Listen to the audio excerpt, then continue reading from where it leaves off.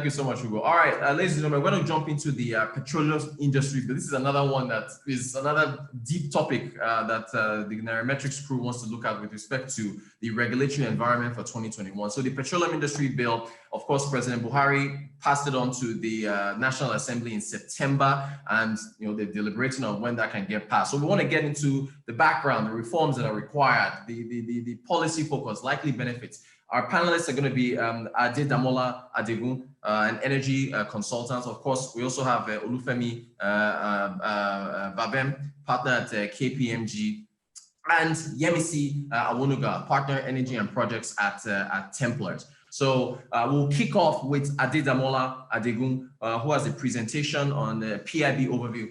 Adedamola, the floor is yours. Please go right ahead. All right, thanks, Rotus. It's a pleasure to be here amongst partners anyway. So let's see how this goes. All right, I'll quickly just share my screen right away. Okay.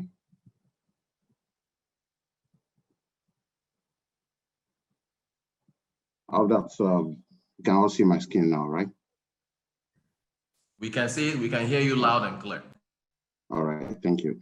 So it's been a wonderful session with the two panels earlier, the finance bill and the AFTCA. I almost wish they didn't end. Fantastic sessions. And I think we're ending with this is also very hard. And like Rotus just said, the Nairametrics picks the greatest topics in town to discuss. And the PI bill, it's very important because it's critical to our macro and everything else we build on it, including the finance, the trade, the issues, and every other issues that relate into the economy. So quickly, because of time constraints, I'm going to rush through this. What we have done in these slides is to just, first of all, look at the themes in the bill. It's a very big bill, so we can't kill it in one session, but just look at the real themes that have been addressed in the bills and what we think about them, some of our opinions, what I think the industry, how it might shape the industry. And for next year also, if it's passed early, the way the speed at which is going, it might change the industry for the better or the worse, depending on whatever we think it is. But beyond the PI bill, there are some also other fiscal and regulatory issues that might shape the industry next year. So I'll quickly just highlight them right now. The PI bill is the biggest really in the market. The NCDMB amendment, which is already in the National Assembly, the NCDMB amendment, which typically involves increasing the fee, the NCDMB levy from 1% of all contracts in the upstream sector to 2%. It's quite a very silent but huge bill that could also change what's happening in the industry next year. But in the next few weeks, if the rumor mills are true, we might have the marginal field results come out. We don't know. That might be serious tailwind or headwind, depending on who wins or not in the industry next year. Also, the flare gas commercialization plan is also being planned for next year. I suppose that in the next few weeks also we might see the regulator release results of whoever won this. This could be a bit of a shift in what happens. Could be a headwind or tailwind depending on how we see it. And the finance bill too has some 1 or 2 sections that seem to affect gas utilization. And I was also thinking that the finance bill 2020 would have looked in at some elements also, including the dividend exclusion that was restored in the finance bill of 2019. But these are just typically some of the fiscal regulatory issues that might shape our industry in the next 1 year. But today, I think the drum is on petroleum industry bill, so let's beat it and see what we can hear. All right, the themes really is just to look at the history. I won't dwell so much on that. The PI bill, the versions that have been around almost 3 or 4 times now, and I was just thinking recently, the 2012 version, if it was passed in 2013 or 2014, when it was very close to being passed, there was a provision in there that says NNPC had to be privatized within 6 years. This would have been that deadline year. This would have been that deadline year, even if it was passed then. And I was just thinking, was that not a missed opportunity? Even though it wasn't perfect, like any bill is never perfect, but it would have been this year that the PI bill would have compelled whoever is in government, 6-year deadline to privatize at least 30% of NNPC. So just to show you that every time we miss an opportunity, and like it was said in the CTA group, if you leave it in the next 3 years, you come and meet it, and the world doesn't wait for you, unfortunately. So we'll consider what's been done about industrial reform, institutional reforms, ministerial powers, which I know is something people talk about in the industry, the social license to operate, the fiscal regimes, and gas. I always joke that this bill is having its fourth pilgrimage journey, right from when OGIC was set up in year 2000. I was on a panel, listening to a panel, and someone who was quite senior in the industry was saying that when she graduated in 2001, that was when the first draft is, and that was like 20 years. So 20 years ago, the first idea around this new bill was done. So hopefully this year, 2020, will be a vision 2020 thing that's perfect and then goes ahead. So it's been a long journey from President Yar'Adua to Jonathan, and now it seems to be driven by the presidency. Hopefully this will get passed as soon as possible. All right, the real institutional reforms in this bill is all about translating the DPR, which is the upstream regulator, into what you call the Nigerian Upstream Regulatory Commission. So this bill wants to split the current regulator into two, right? It wants to split it into two. The upstream is different, and then there's a midstream and the downstream separate also. If you ask me personally, I'm not really keen on that. It's not like Ugo will say, it's not a buy from me, so I won't wait till the end you say it before you ask me.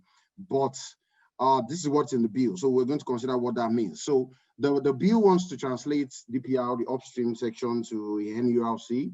The governance structure, minister will not be the board chairman. So this is interesting. The minister is not expected to be the board chairman. There will be a board with 6 directors, and this could have impact on what the ministerial powers is. So we're going to see later what the ministerial powers have been defined to be in this bill. Before now, you always had that minister always had board control, at least board powers over some of these government agencies. That seems to have been excluded in this bill. There's still the way it's carved, it doesn't totally exclude the minister, but I'm not sure the spirit is saying that the minister will be on the board of the company, and that's huge. For the upstream guy, acreage management role is strengthened, and a lot of new guidelines around acreage management. Before now, we have had the regime where people had fields, OMLs that has been held in their portfolio for a long time. But it seems this bill is going to compel many people to relinquish a big part of their acreages. So there's a drill or drop philosophy that is being embedded into this new bill. So that could mean more relinquishment from the big guys. When you explore, you find, and then you have to relinquish. That might be more marginal fields for companies. That might mean we will have a plethora of small companies in the industry in the next 5 years. Once they drop these fields, a lot of small companies picking them up. And also, this upstream regulator is being empowered to address commercial issues. So before now, DPR was effectively a technical regulator. It always demurred, always tried to abstain from commercial issues. But now we see a situation where DPR is being compelled to intervene in a lot of commercial issues. It's going to be a first for the industry. There will be interventions around, I expect there will be interventions around crude handling activities, crude transportation, open access, cost control. The bill actually talks about cost control and cost benchmarking. How that will be done in practice is we're waiting to see, but at least on paper, that commercial responsibility is being added to the regulator. That's a first. Does the current DPR have that capacity? That can be built. But whether it's a plus for the industry, I think time will tell. But over time, there's been calls and need for a form of commercial, not necessarily an habitat, but someone who has knowledge of industry and can provide guidelines around commercial issues. But that's what this bill seems to be. If it's going to be an overreach, we'll see. And possibly in the future, we can always iterate and reduce the powers of the co-regulator if it's affecting commercial issues. But that's what it is in this new bill. And for me, I think it's important. It's a right step in the right way, and we'll see how it goes. Then the frontier exploration role has always been with NNPC. So NNPC has always been the one going around the basins, the frontier basins. That's now been translated, just now been transferred to the regulator, to be funded by rents being paid annually on the petroleum production leases and petroleum mining leases. This is interesting because the question around is, would the regulator now be an operator? Because frontier involves a lot of operation.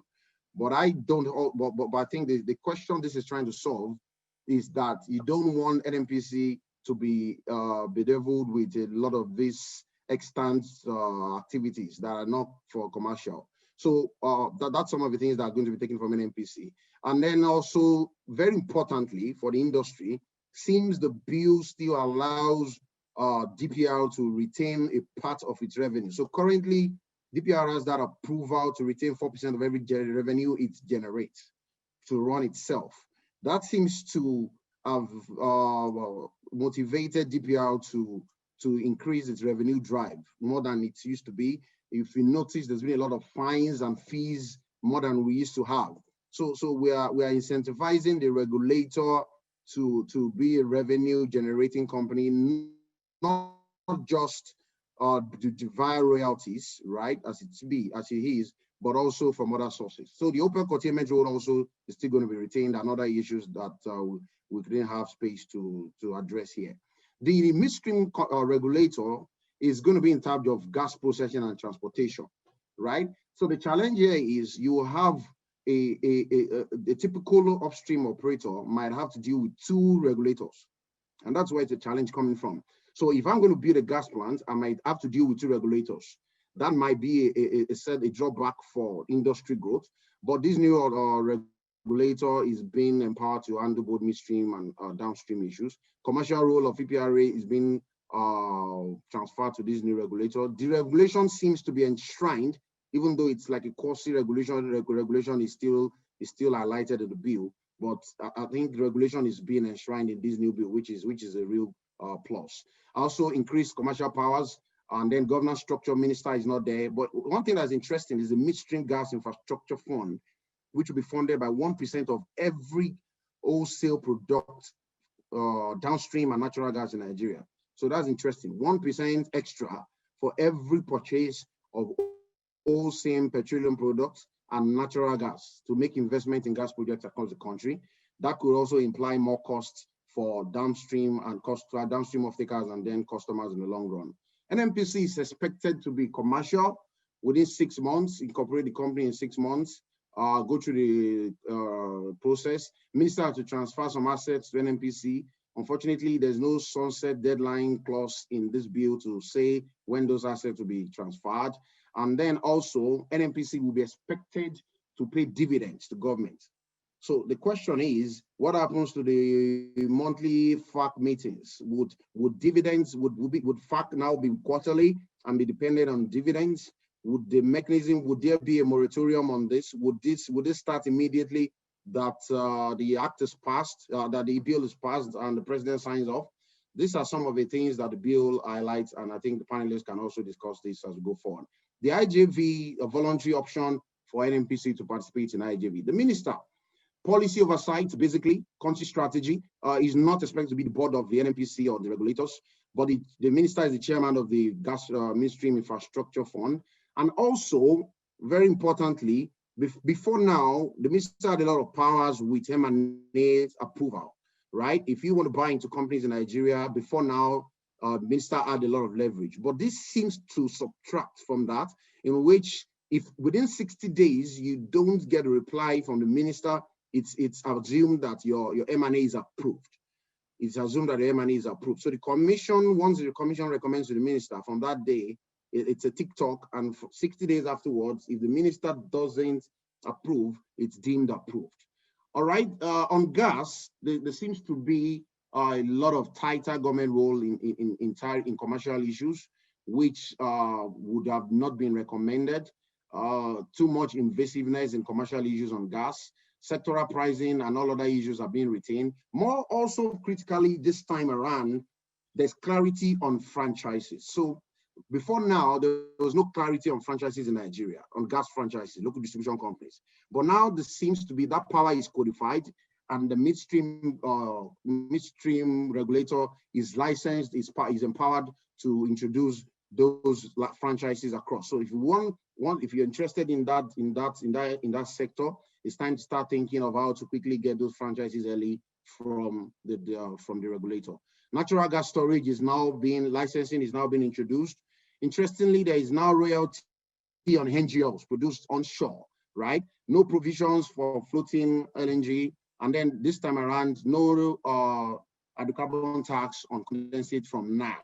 So this could be big, especially for those who want to invest in gas. If there is no hydrocarbon tax on condensate from NAG, that could shift investments into some of the NAG resources that have always stayed stranded and idle over time. There are a lot of recommended prices also in the bill, which from my own recommendation doesn't seem to be the best course of action. It's always important to leave commercial issues. We should learn from what happened to the Deepwater Act, where we had to be struggling to change issues in the law. So this is, for me, not recommended, but it's something that could impact the industry in the next year. Gas fiscals also, I think these are some of the things that have been introduced there. For royalty, this royalty is now by terrain. Royalty is now by terrain, and the current royalty rates are reduced, right? And depending on the terrain, the royalty rates are reduced, but it is now by terrain. So what happens if if you have different terrains? There has to be issues of consolidation for companies. These are things that might need guidelines and clarity going forward. One interesting part, and I think this is for the Sovereign Wealth Fund, it says, as long as this bill is passed, any day oil crosses $50, every revenue, every royalty on oil above $50 goes to the Sovereign Wealth Fund. So we might see a bulge in the Sovereign Wealth Fund because it's a direct pipeline to the Sovereign Wealth Fund for funds that goes beyond $50. So we could see that if that passed and oil climbs to 60, 70 next year, the Sovereign Wealth Fund might get a boost. All right, there are also incentives around taxes for new assets and also for converted acreages. So the new PR bill doesn't compel people to convert their acreages from OMLs to PMLs. It's it introduces some incentives to say, would you want to convert? You would have higher tax rates to pay, but you would have to also have some downsides, like some of the arbitration issues, you have to drop them. Some of the court cases against the country, you have to drop them. And also, you may also need to relinquish part of your acreages. I mean, some of the non-prolific, less prolific ones. Production incentives have also been introduced across terrain, and this seems quite liberal for the industry. All right, PSCs also, there's been some tweak, even to the DOA that was passed, some tweaks around which seems to improve the numbers and the economics for most PSC projects. All right, one of the biggest issues is transparency. So the bill proposes that there must be compulsory publishing of contracts with NNPC and every tariff in the industry. So this is going to be public, right? And I just put this website there for everyone to see. Ghana does that already. So Ghana publishes its all contracts on this website. I go there frequently just to take a peep, and you might want to visit. This is what seems to be replicated in the bill. Every contract in Nigeria will be published for everyone to see. Privatization of NNPC is envisaged in the act, in the bill, but no deadline as per older versions. So effectively, these are some of the issues that, thematic issues that this bill seems to address. I think it's time for the panel to discuss it. Thanks.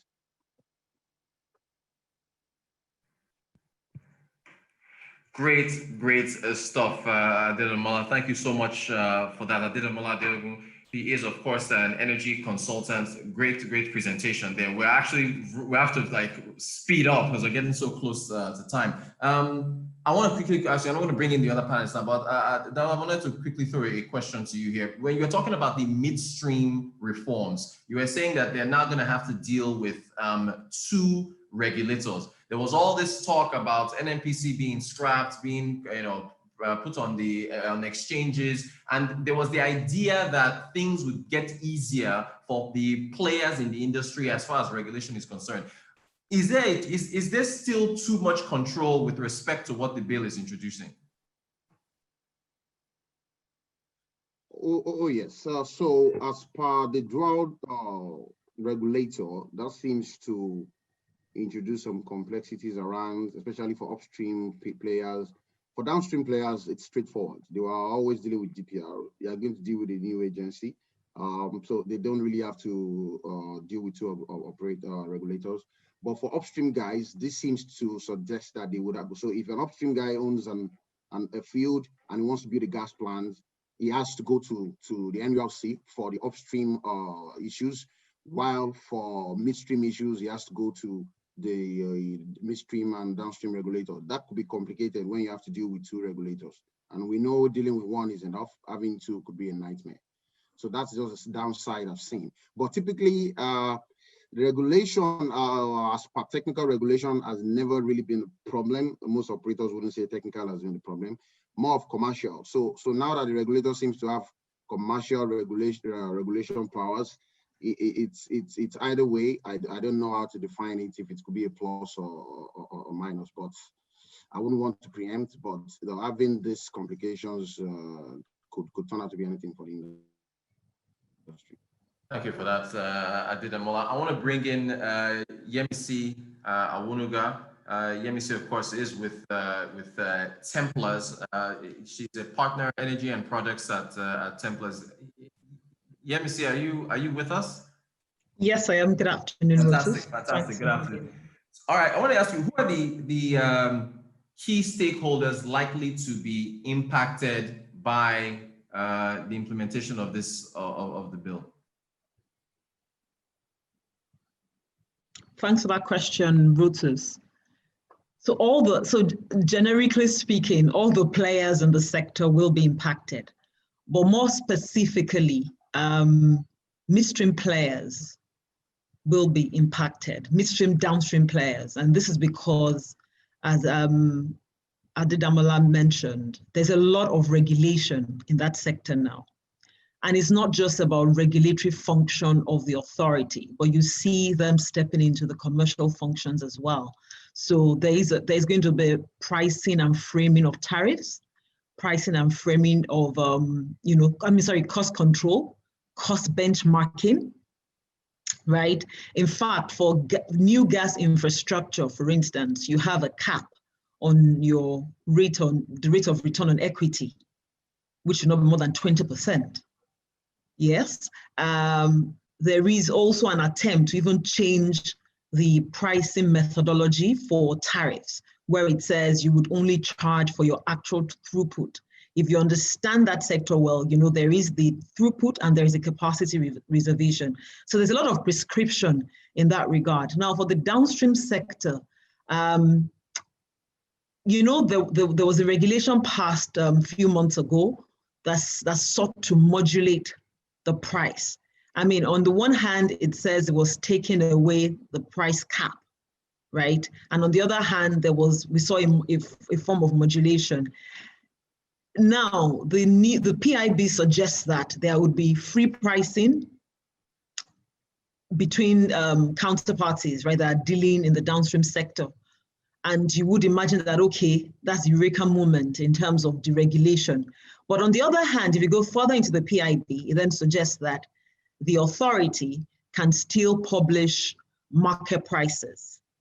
Okay, and then you ask yourself, if you're going to still publish market prices, even though you've on the one hand given me that free will, it means that you may not necessarily be able to attract private capital because pricing may change. I'm not a fan of total deregulation. And when I say that, I mean not regulating at all, because the kind of space that petroleum product occupy in our economy, I would say they call it an impure public good.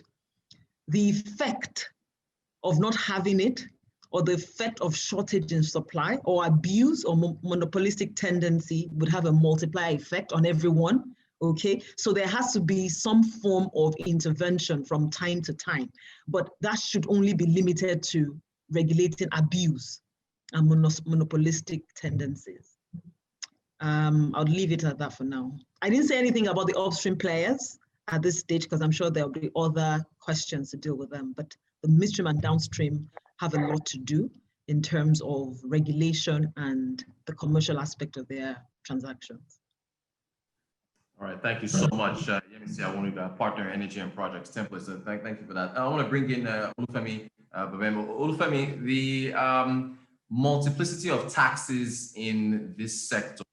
Is there anything in the bill, from your perspective, that addresses that for the players? You're on mute, Olufemi. Okay. All right. Thank you. So if you, in terms of the multiplicity of taxes, if you look at the way the industry is currently taxed, you would see that there's not going to be a significant change in terms of the number of taxes that the industry players would most likely still be exposed to. So if you take the upstream, for example, we are simply replacing PPT, that's the Petroleum Profit Tax Act, with the hydrocarbon tax. So the bill hasn't sought to streamline the taxes, the multiple taxes that you have. Royalty will still be paid the way royalty is being paid. Rent will still be paid the way rent is being paid. So the only thing I think the only benefit the bill has tried to create is then try to lower the rates of some of the taxes, especially for the corporate side, the corporate taxes, royalty rates, like Adedemola demonstrated. And that is what I think it would be the selling point for the bill, to say we are not probably touching the number of taxes that you end up paying. Rather, what we'll do is that we would probably lower the rates so that still attract or make it look attractive for investors to come in. Sorry, just to recap a bit, the upstream is now liable to corporate income tax and NHT on their crude oil sales, while currently it's just used to be PPT. So that's even then means that there's an additional layer of tax that has now been imposed. But if you then combine the CIT rate and the hydrocarbon tax rate, it still gives you a combined rate that is lower than what the current tax rates for upstream operations are. So the selling point is actually the lower tax rate, but not in terms of reducing the multiplicity. Excellent stuff. Thank you for that, Olufemi. I'm trying to kind of mix in as many questions as possible. Let me come back to you, Olufemi. Thank you so much, Olufemi. But I appreciate your insights there. Okay, Oriyomi is just asking, what is the NCDMB? I think that's the content border. So what Adedemola, can you just quickly assist one of our viewers with that question? Okay, so NCDMB is the Nigerian Content, the Monitoring Development Board that's in charge of ensuring compliance with local content in all upstream contracts in Nigeria. It was enacted in 2014 or so, headquartered in Bayelsa. It's quite huge. It's growing in significance too, and they seem to be having a lot of fund at their disposal these days. But this new amendment sought to increase so it used to be 1% of every upstream contract in the country goes to this fund. It's funneled there, but there's this proposal to increase it to 2%. But gladly, it's like the industry has coalesced that this shouldn't happen. And I need to also emphasize that I read something like the NCDMB, the secretary was saying that shouldn't be done now, especially in light of COVID-19 and other headwinds this year. Great stuff. Adedemola, I'm going to stick with you. There was something you said during the presentation where you were talking about how the sovereign wealth fund will be funded. Essentially, if oil goes above $50 a barrel, that will now, anything I believe in excess, you said, will go towards the sovereign wealth fund. Is that, as far as funding of the sovereign wealth fund, we think about, how important it is in order to assist the country on the fiscal side of things. Is that wise? Oil just touched 50, by the way. Was either yesterday or the day before, based on the positive vaccine news that we've been getting.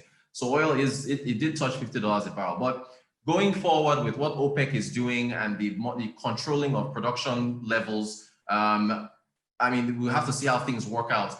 How do you assess this part of the bill with respect to funding the sovereign wealth fund? Is it wise, or could they have gone another route? No, it's one of the biggest highlights of the bill for me. You don't save typically, just like every human being. For those who have compulsory deductions from their accounts for savings, you know how tough it could be. But on the long run, you always tend to like it.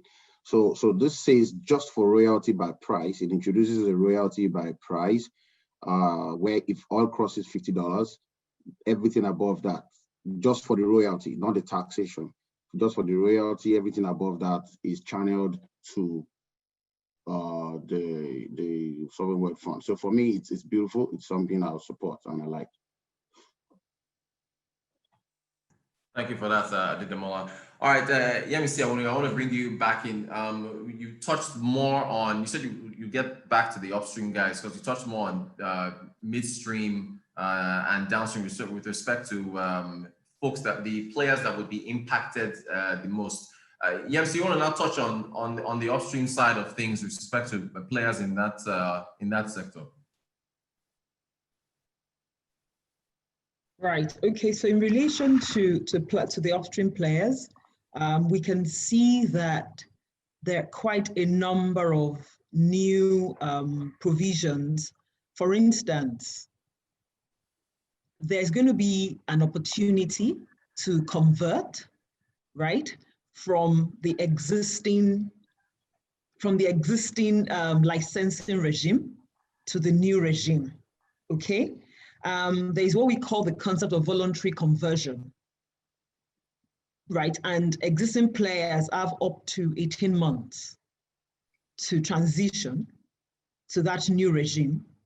But if they choose not to, by the time the OML, the existing OML, is due for a renewal, right? Or a conversion of an OPL to an OML, you would have to move on to the new system. Right? Now, once you move, if you don't move, then you stay under the extant law. If you move, if you convert, right? That's what I mean by if you move. If you convert, then there are a number of provisions that are applicable to you. And one of them, which IOCs and the upstream players are not very happy about, is the new obligation on decommissioning liabilities. Now you have to set up a fund, right? And you set it up with a bank that you have no affiliation with, so there is no gain. You fund that, you continue to fund, and what you put into that fund is actually dependent on so many things going to your development plan, the life cycle of your assets, right? And I think the positive is that it is tax deductible. The negative is that the regulator has access to that fund. So if you do not comply with your decommissioning or abandonment obligations, the regulator can dip into that account. You know, as we speak, there is no real compliance. Nobody puts anything aside. They say it on paper, right? But they never really put aside. So that changes the landscape. There's also related to that, the Environmental Remediation Fund, which is actually to deal with remediation before the end of the life cycle of an asset. You also need to set funds up aside for that. So those are two major things that have an impact on the bottom line, right, for upstream players. We can also talk about the regulated price for gas. Sale to wholesale customers is now regulated. I mean, the PIB suggests that it's just for the strategic sector, and you would only be able to play in the willing seller, willing buyer platform once you've complied with your domestic supply obligations, right? Now, if you hold that thought and you take a look into the gas policy that was approved and gazetted, the market was expecting a full liberalized market where it would thrive, right, on willing seller, willing buyer basis. But to imagine that in 2020, you're still prescribing, a figure as a base rate for gas, and that's marketable natural gas, which when one looks at the definition includes, or rather I would say accommodates the price of wet gas, right? And then the processing factor in it. Then you ask yourself, is this really an incentive, for that sector. So that would have an impact for upstream producers as well. I think the positive is that there is no hydrocarbon tax on NAG.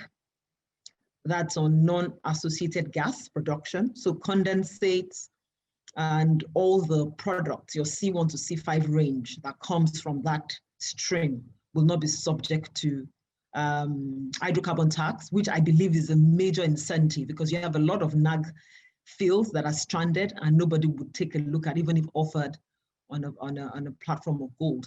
I think the sector that may be worried will be the marginal field players in the upstream sector, because the PIB suggests that there will be a phasing out of that nomenclature. So once the PIB comes into force, we would not find marginal fields. But if you flip that conversation, I think what you should ask yourself is, would you find marginal fields in economic parlance? Yes. Right? So there should be a separate treatment for them in terms of the fiscals, but the PIB does not create that categorization. So that probably will be a problem for the 57 assets, 57 to 62 or thereabout marginal fields that we're expecting results to be announced in another few weeks. Thank you, MC. Very quick follow-up. Is the prescription for gas pricing, is that the biggest sticking point for you for the upstream side, or what you just mentioned with the marginal fields? What's the biggest sticking point so far, what you've seen? Rotus, you would allow me to say everything I've mentioned, because it depends on who you're talking to in that upstream, that upstream space. And also recall that even though we're moving to new labelings for our licenses and leases, it doesn't change the fact that the upstream lease still allows you prospect for both and exploit for gas and for oil. So you could have one upstream company, right, exposed to the challenges with gas pricing and also facing the challenges with crude oil production. So I'm unable to do that priority ranking for you. Apologies for that. We appreciate the answer either way. We appreciate it either way. Olufemi, let me come back to you. With respect to how long it's taking us to get here, are you confident in this? Well, actually, let me ask you this. Why has it taken us this long to get here, right? And are you confident in these hurdles that we've seen the bill put in place? Are you confident they can be scaled quickly enough for this to be passed, Olufemi? Okay, I mean, like you rightly said, this is a bill that has been long in the making. From what Adedamola showed, it's a bill that has been in the making for 20 years. There are very few, in fact, I'm not sure there's any law in the world that you find that has taken that long to go through several processes, iterations, rejections, and all of that. The major hurdle the bill has always faced is the political influence around it. At the point when it was being considered, the issue or the fight was around the fiscal provisions in the bill, because they were not favorable to many of the IOCs, and many of the investors felt, look, this was going to be a disincentive for the industry. And that battle dragged on for a long time, and the bill went nowhere. And after that, just to ensure that it could pass very easily, the government decided to split it up into the governance, and then the host community and the fiscal bill. Like we know, the governance got to the president rejected it and all of that. So it's more of the political influence. Everybody, there are interest groups that are very much interested in what happens in this bill, because it's the most significant sector of the Nigerian economy. And the way I think it is now is, looking at the bill, the fiscals look very, very, very attractive. And I think many of the IOCs or many of the oil companies will buy into it very quickly. So that may look like an easy scale. Where you may still have challenges is respect to the governance side. Damola has spoken about us having the commission and still having the NNPC limited. I mean, just imagine NNPC itself as it stands today is a monster entity, and you want to collapse everything into one limited liability. That in itself is going to be a nightmare. It's going to be a major issue. So on that issue alone, the bill can sit in the National Assembly for another many months. And it's until you get all those interest groups together and you get to a meeting point that you can then get the bill to scale through. But I believe that if this government pushes through with the political will to get it done, we will likely get the bill out maybe sometime next year.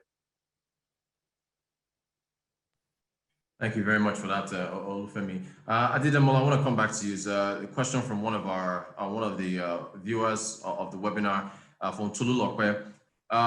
What's the difference between the excess, the ECA, the excess crude account, and the sovereign wealth fund? And since the bill, as you've already pointed out, already makes way for funding of the sovereign wealth fund, was there any mention at all of the excess crude account? Does it get any mention as far as that goes? I'm not sure there's anywhere in the books of Nigeria where the excess crude account is mentioned legally. I think it was a necessary stopgap, right? So the sovereign wealth fund is the I need to use an African parlance there, the real child, while the excess crude account was just something that needed to be done. So the excess crude account would never have been mentioned. But the codifying this in the law and creating a funnel directly to the SWF, it's for me one of the biggest upsides in this bill. For me, that's basically one of the things I like, because the sovereign wealth fund would definitely, now there can't be any intervention from anywhere. It's not discretionary. I don't think it will rely on discretion of politicians to get the NSI funded anymore. Thank you so much for that, Adedamola. Let me see, for your oil and gas clients, how should stakeholders look to engage governments going forward with respect to hurdles that you already mentioned? I guess implementation. How is the engagement going to work between stakeholders and governments going forward? What kind of advice are you giving with respect to the bill? Okay, so I believe there are two ways to look at that. There is when you say engagement going forward, pre-bill enactment, right? And then post-PIB becoming law. I would imagine those are the two areas you're looking at, right? Now, so for the first type of engagement, a lot has to be done now to clear the issues. Public hearings are expected at some point. We had imagined they would be in December, right? And behind the scene, we're beginning to have, like different platforms to deal with specific subjects, like the fiscals. You have, for instance, the NGA, that's the Nigerian Gas Association, also as a platform for that. So there are different platforms where people are engaging. We've had to review, to critique, send documents. There's the OPTS. So there's a lot to be done to lobby. I use that, very, to lobby at this point in time to deal with areas that are not clear, to deal with areas that would, be categorized on the face of it as a disincentive to even, going forward with midstream, downstream development. And then post-PIB, once it's passed into law, then you have to comply. And you would have to, comply and make sure, because there's so many provisions in the PIB that could lead to your license or lease being revoked. Simple non-compliance, the drill or drop concept. Relinquishment happens like in 3 or 4 sectors. They're different, you could just wake up and it's gone because you have not complied with reporting obligations, okay? So once it's passed into law, then you have to comply. Now, midway between it being passed into law, right, and it being passed into law, what can you do as a responsible upstream player or midstream player? We're beginning to advise our clients, if you are in the process of closing out on the financing, it's important that the implications, are before the financing team. So if you need to put in that buffer for you to be able to set aside funds for the decommissioning fund, for instance, let's deal with that, okay? if there are provisions in there to deal with host community obligations, you know, the trust fund, the settlers fund that you need to set up is about 2.5% of preceding annual OPEX, right? What do you need to do? You need buffers in place to deal with all these provisions. The prescription you have in terms of cost benchmarking, how do you want to deal with it now that you are entering into even an acquisition or a financing? So there are steps to take in-house within to ensure that you're ready for that transitioning. Fantastic. Thank you, MC. Okay, look, we've only got 5 minutes left. I got to ask this question, right? And this is for 3 of you. I'll start with Olufemi, go to Adedamola, then MC, I'll have you answer this. During his presentation, Adedamola said, the world doesn't wait for you. It's taking 20 years to get here. Oil prices are no longer where they are. The rest of the world, I think the UK said they're moving to vehicles that don't use petroleum, I think in another 10 or so years. So the rest of the world is moving aggressively away to renewables. Is this bill too late? Or is there still, no, I'll leave it there. Is the bill too late? I'll start with you, Olufemi. Okay, so my view really is that the bill is better late than never, really. And the reason for that is the economics for the sector are not as interesting as they were when the bill was first introduced in 2000. So you can imagine, you know, when a lot of the exploration spend, global exploration spend was high, when many of the international oil companies had very large budgets to spend on exploration around the world. Right now, you look at budgets of many of the IOCs, and they've significantly cut down their exploration spend globally. So what that means is that even if we have the right fiscals now, it will be difficult attracting funds because the funds are not just there anymore. They are all looking at ramping up production rather than begin to invest in new exploration fields. So even if we get the bill now, we have the right environment, it's still going to be a struggle to get new investors to come in, which is why I think the focus will also be getting local players to come into the sector, because that may seem the way to take forward. It's definitely going to be harder now than it would have been in the year 2000. But I strongly believe that in terms of the energy mix, the demand for crude oil, based on the projections that were done by the IEA and OPEC, will continue to grow. So it's not going to decline. It will continue to grow.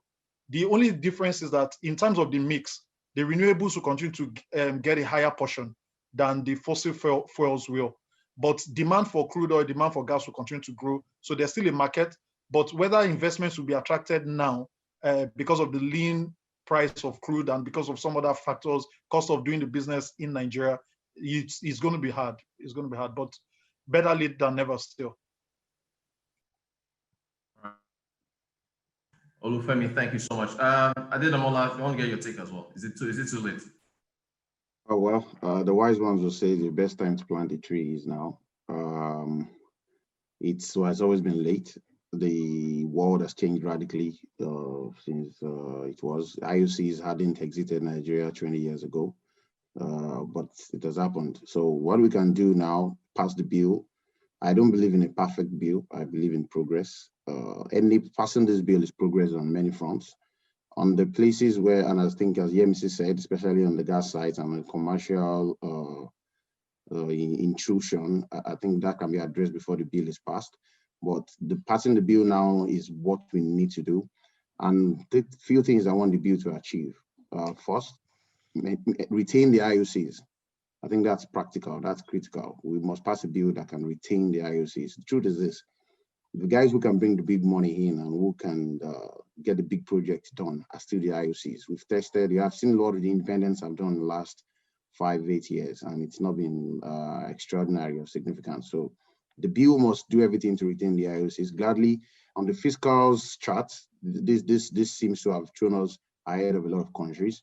So on the fiscal front, if we can address that, become more competitive on the fiscal front with this bill, and also address our above field challenges, also community, some of the niggling issues, alongside some of the regulatory issues, pass the bill, get as much oil as possible, there seems to be, the decline of the oil industry is being overblown, quite all right. Demand is going to still be maintained for some time, but the sentiments are shifting clearly, and investments also go with sentiment. So we need to do as much as possible. Just like if you look at Abu Dhabi recently, Abu Dhabi declared a 5-year plan, very huge, about $122 billion to be spent in the next 5 years, right?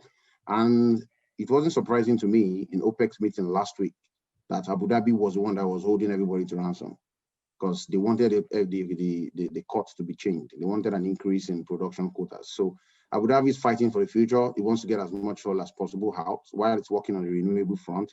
It wants to get as much as oil. So two strategies for the energy transition moment for countries. Get the oil as possible, or you think like other countries, you think, oh, it will last longer. So for me, I believe in getting as much as oil possible, get to 3.5 million barrels a day, 4 million barrels per day, make the fiscals competitive, pump this thing out. And the upside of this is if you learn how to manage oil resources, it's easier to manage non-oil resources. The skills are transferable. So if you can manage oil well, which is more fungible and better, I tell you, how would you be able to manage non-oil? So develop as much capacity, bring the oil out, build terminals, flush the world with oil, get that OPEC cap off our OPEC yoke off our neck, and get to 3.54 million barrels. Then we can talk about the future. Thank you. Thank you. Yemisi, I'll give you the last word because we've gone over time. We're going to wrap up. So is it too late? Olufemi and Ademola both still have some hope here. What do you think? So I would say do it now. And I said do it now because I think generally there's a failure to appreciate the underpinnings of energy transition. You know, the transitioning from biomass to coal didn't occur because there was no biomass. In fact, there is still biomass, right? Coal to fossil fuels is not because we don't have coal, okay? So the point is that whilst we still say we have a lot of these reserves in situ, the world is moving. If the world keeps moving to attract capital, you know, to the economy for certain types of activities may become impossible, difficult, constrained, okay? So we continue to pride ourselves as a gas-bearing nation, but we must be able to attract the capital. So do it now because it's an ecosystem, and everything in that ecosystem must always be available to us. Now, in relation to oil, crude oil itself, crude oil production, it is too late. For gas, it's fine. It's just doing now, and let's not make the same mistake we made by sitting on a crude oil-centric piece of legislation for several years, when even sister and neighboring countries, you know, had moved on. So the answer for crude is it is late. For gas, it's ripe, do it now, and let's move on. And I agree with Adedamola that don't wait for that perfect bill. Let's close out on this and move. Then you have a number of stakeholders who have failed or refused to invest because they are waiting for us to pass the PIB. And we've been on it for 20 years. So they come in country, they engage lawyers to do a bit of due diligencing, engage investment bankers, you do the analysis, right? And then they never do anything. They come back after another 4 years to revisit. It's the same thing. So that particular sector, catch them before they move on to hydrogen, fuel cells. A lot is happening in the world of renewable. Thank you. All right, we'll leave it there. Great stuff. Yemisi Awunuga, partner, energy and products at Templars. Thank you so much. Adedamola Adegun, energy consultant. Thank you for the presentation and your answers. And of course, Olufemi, partner at KPMG. Great session there. Very informative. Ugodre is already up, so he's trying to signal us that look, it's time to wrap up. That was an engaging session, but you guys are not going to go without buy, sell, or hold. So I've got that. So you guys just hang on there. So my buy, sell, or hold is just three things. Oil prices, Nigeria's production output, and then, you know, signing the PIB itself. And let's just see how, you know, optimistic we are or realistic we are about our options. So as usual, buy is your positive, sell is your negative, hold is your neutral. So I'm going to start with you, Yemisi. Three things. The first one is oil price to hit $60 per barrel by end of next year. That's December 2021. And then Nigeria to cross or to finally meet 2.4 million barrels per day. We always say it every year in the budget, but we never get there. So maybe perhaps PIB will take us there. So buy, sell, or hold for you. We will do 2.4 million barrels per day end of next year. And then last one, PMB to sign PIB, no pun intended, by end of Q1 2021. So buy, sell, or hold. The first one, oil price hit $60 by 2021. Buy, sell, or hold. So so sorry, your buy is your yes, right? Yes. So I mean, discovery of the vaccine had a positive impact. And yesterday I saw the $50 thing. So for me, if things go as planned, because COVID is a major disruption, right? So I mean, I'll say buy $60 by the end of next year, right? Yes. Don't ask me in 2021 though. So I'll say buy for that. You see, for the second question, which is on the production level, yes, I'll say hold. There's quite a number of factors, right, influencing that. And you know, now the new PIB, if passed into law, the minister now has the authority written down in the PIB to control production. You know, over the years, when you opine on this, you would say, okay, the commercial allowable, the technical allowable, and you play around commercial and technical allowable. And you have even producers who have very strong bargaining power writing back to the DPR or to NNPC that, you know, I need to hit my technical allowable, not just my commercial or whatever. But now that the minister in the PIB passed can actually deal with curtailment, inclusive of condensate. And you know, also, we've also played with condensate in the past. Yes. Now, condensate and crude go into the accounting for meeting your production level quota as a country. So to say buy for that, your second question, will be too optimistic. I'll just stay neutral, and that's hold, right?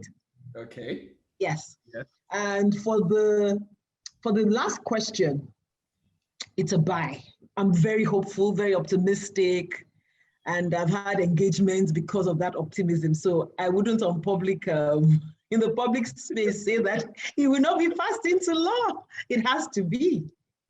All right. Maybe not March, maybe April, May, you know. May. Oh, okay. That's going into second quarter, but I'll give you that. Right. That's a buy, hold, and buy for you. I did hear you with you know, crude oil production. I always thought that was a challenge, but I don't want to spoil the mind of, you know, Femi and Damola. So I'm going to come to you, Femi. What's your own take? Buy, sell, or hold? Okay. In terms of the crude oil price, I would actually buy. I definitely agree that I think prices will hit 60, but I believe it's going to be temporary. So it's likely going to come back down because as the economies are opening up, there'll be increased demand, so prices will shoot up. And when things stabilize, prices will come back down a bit. So yeah, likely to hit 60 before the end of next year. In terms of crude oil production, I would probably say sell. That is definitely not a buy. We are not likely going to hit that figure next year. And then for the PIB, I would say hold. Potentially, maybe. Nobody knows. All right. So that's a buy, sell, and hold for Femi. Not a lot of optimism in there, but at least you're pretty sure, or you think that we'll do buy for crude oil prices hitting $60 by end of next year. Good. So Damola, I know you've been crunching numbers for the last few months. I mean, following you on Twitter and following some of the things you write, you've been crunching. So for you, buy, sell, or hold, where do you stand? You know, I have two partners and I have to be careful. So I have two partners now making predictions. All right. Definitely $60 next year is very possible. And if you see markets are tightening already, even though it's understated, markets are tightening. So by the time it returns, we might get to like 80 million barrels per day. So $60 is very possible, very, very possible next year. So I'll take a buy on that. On the second one was crude oil hitting 2.4 million barrels per day. Next year, right? No, it's sell. I'll go with Femi there. To increase by 100,000 barrels is a lot of money. People underrate what it means. To even produce 100,000 barrels of water is not easy. Not to talk of 100 barrels of oil, 100,000 barrels of oil. You don't spike like that. And that's why, sorry, I still insist that every bill must try to retain the IOCs, the big players who can do 200, 150. That's how you increase production. So it's a sell on that. You are not getting 2.4 next year. No way. We are not. 2.4 is 12 months from now. The project should have been almost completed. So we're not getting 2.4 next year. And the third one is the third one. Yeah, sure. So there's a lot of optimism, and this is actually executive driven. You know, some of the old fashions have had times where maybe NNPC driven, and if you've seen the earlier slides I put, this one seems to have been driven by the hierarchy themselves. So I'll say a buy, and I'll go with Yemisi in this case. You know, I'm nested between two partners, so I have to agree with both. Yemisi on that yes, it's a buy. We would likely have the PIBU around that April, May. Yes. All right, thank you guys. So but don't quote me. Sorry, I hope this is not being recorded. So you got that wrong, man. It is recorded. So for those of you who are still here, oil price is hitting $60 per barrel. It's a buy for the panel. In terms of Nigeria hitting 2.4 million barrels per day, like we always budget for year after year. The panel is saying sell, except for Yemisi who says hold, but I think she's kind of like standing on the on the fence here. And then lastly, for PNB signing PIB, I think there's a buy there. Femi is standing on the fence, but I mean more positively there. So thank you so much, panels. This has been an amazing session. Thank you a lot, Rotus. Maybe you want to come online as well so that we can get the vote of thanks. I'd like to thank every single panelist on this webinar today. It's a stretch, but it was worth every single time, every single bit of it. For those of you who were here all through, it was interesting. I can remember when we were putting this together. We said, God, can we do all these three at the same time? But I think we managed to go through, and it's been an amazing, amazing session. A recorded version is going to be available on our YouTube channel, on our Nairametrics.com. All the participants would also get to have the slides so that, you can always get through to it. And then, of course, we've got an amazing panelists here, so you can always get to them if you want more information, whether it's Templars or whether it's PwC or KPMG or commercial partners, or even Adedamola or Dr. Israel or who else have I missed here? Or how could I have forgotten Adetola, right? Yes, and Adetola, if you did anything AFCNTA, that's him. In fact, go to his Twitter handle, it's almost like a book as well, and any Joma as well. So thank you all so much.